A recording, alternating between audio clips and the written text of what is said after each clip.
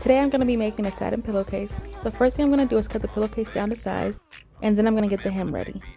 To get the hem ready, I flip over the short edge to 1/4 of an inch, iron it, and then flip it over another 1/4 of an inch, and then top stitch down. As you can see, this is what it's going to look like when it's done. Next, you're going to put the two pieces wrong sides together because we're going to be doing a front seam. Once you put them wrong sides together, you're going to flip over the top of the longer piece, and then you're going to clip them together. This is going to create that envelope to prevent your pillow from falling out of the pillowcase. Next, you're going to sew down the side with 1/4 of an inch seam allowance.